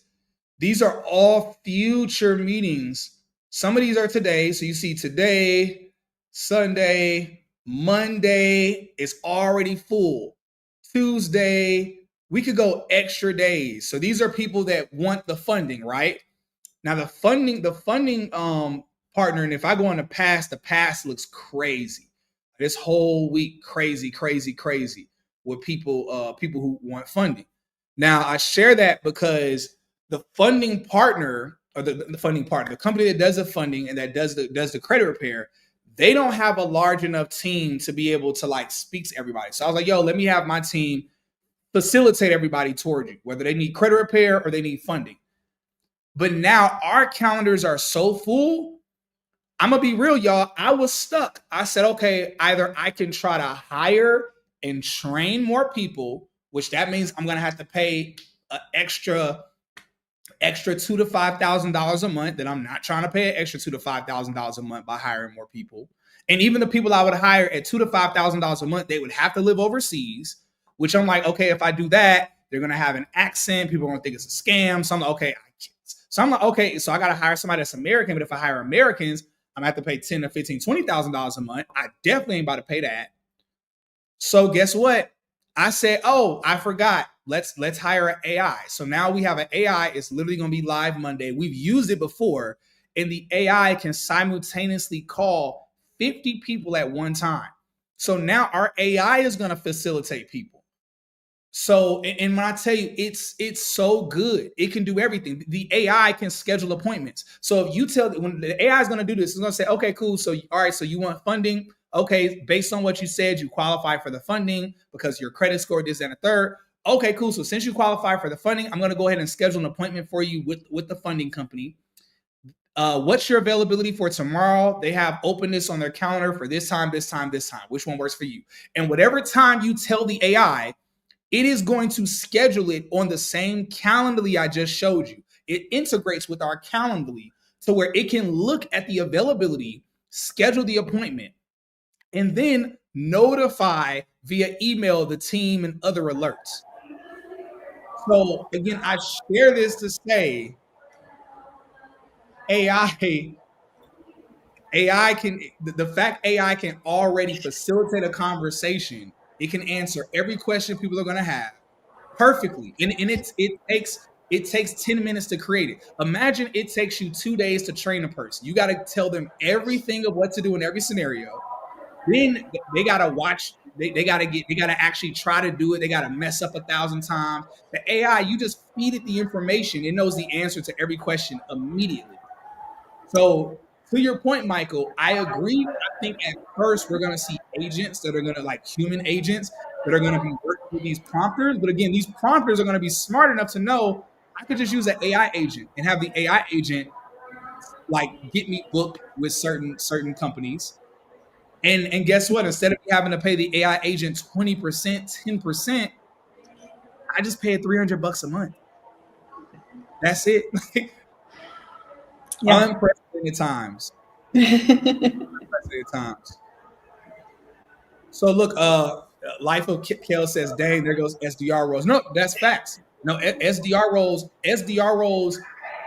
in a couple years, as not even a couple years, SDR roles are about to be cooked in like a year. This is why I keep telling people get in tech right now, because in the next couple years, entry level roles are going to be, many of them, if not all, are going to be gone. But account executive, which is not an entry level role, AI can do that job. But I've explained before why companies are not going to want to have AI account executives. I already explained why that's just not going to happen. Not in the near future. Not in the near future. Not that the AI can't do the job, but no one is going to want to be sold to by AI. That's just way too weird. The AI convinced you to buy something, and you're trying to figure out between their company. It just gets really kind of weird. Eventually, but no time soon. So yeah, y'all. If you look, if you look in the comments, you'll see the AI. We have the link for our job placement assistance right here.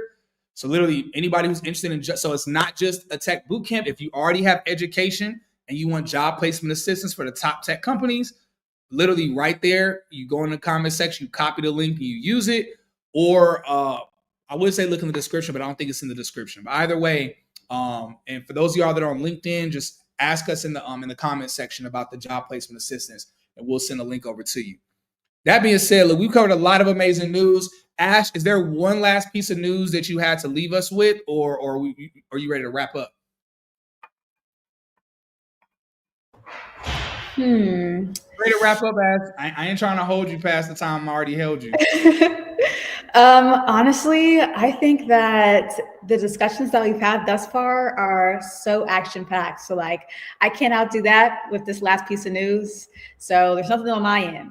What about you, Cyrus? Is there any last piece of news you want to touch on? Nothing. I mean, I love the comments. Michael says you just scaled that process with AI. Thanks for sharing that behind the curtain example. Yeah, exactly. Hey, look, that's what we're here for. We're not just here just to say what everybody else is doing. We're gonna tell y'all what we doing with AI too, so that way y'all can see. Like, cause look, hey y'all, listen, we are all in this together.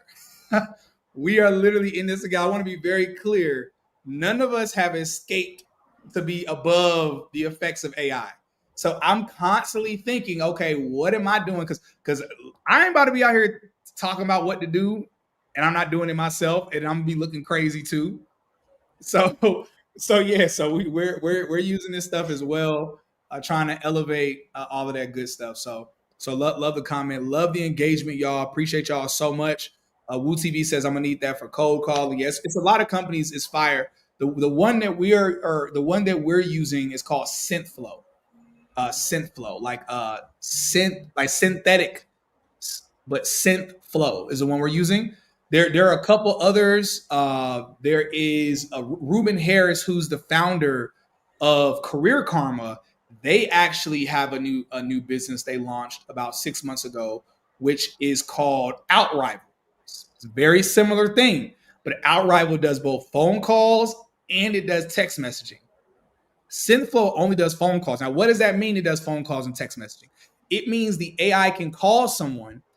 If the person doesn't answer, the AI can shoot them a text message with whatever you tell it to shoot them in advance. And it could do that for every person. But on the reversal, if the AI speaks to somebody and maybe the person's like, yeah, can you send me a link for payment or whatever, the AI can send them a text message with the link for payment for whatever it is.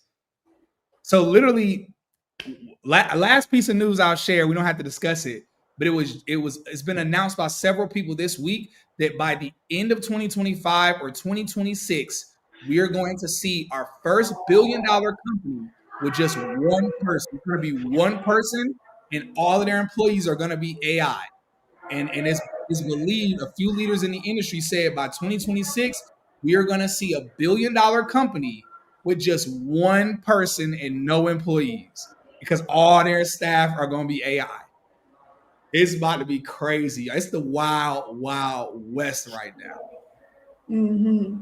Let's get it. So last thing to wrap everything up, for those of y'all that want AI consultations with Ash, again, y'all, for those of y'all that you're listening to all this conversation, you're like, man, I don't know what to do. How am I going to use AI for my personal life? How am I going to use AI for my business? How am I going to use it for my career?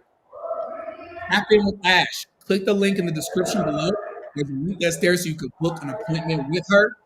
And then for those of you that are interested, if you're interested in getting in the tech industry and you want job placement assistance into some of the top tech companies in the world to get the highest paying salary, literally same thing. You can well, not the same thing, but usually you click the link in the description. I don't think we have it here in the description, but no, it's usually in the description. If you don't see it, just message me, DM me. But you can schedule there so that we can get job placement assistance. If you need tech career education, we have instructors. We have a DevOps instructor. Our DevOps instructor did our program, now works in tech, has worked with a couple companies. Same thing for our QA engineering instructor. And our tech sales instructor, is at the highest level at Microsoft. They literally created the tech sales program that we have as well. And so, but also on the back end, we have job placement assistance with recruiters and hiring leaders that are actively helping people get internal job referrals to top companies. Aside from that, anybody that wants funding, whether for personal funding or for business funding, click the link in the description so that way you can go ahead and apply for that funding. You might or might not get a call from AI to qualify you on Monday or Tuesday, depending on when you schedule for the appointment. So that'll be pretty interesting. But that being said, y'all, look, love y'all so much. This AI space continues to sharpen my perspective. Thanks to Ash and Cyrus. Hey, thank you so much for that comment, Jasmine. We appreciate you so much. Yeah, y'all, look, last thing we'll ask, make sure you hit the like button on your way out if you haven't hit it already. Subscribe, because all of that helps us be able to attract bigger name sponsors. So we can do some big time stuff for y'all in the future. Love y'all so much. God bless and enjoy y'all's weekend.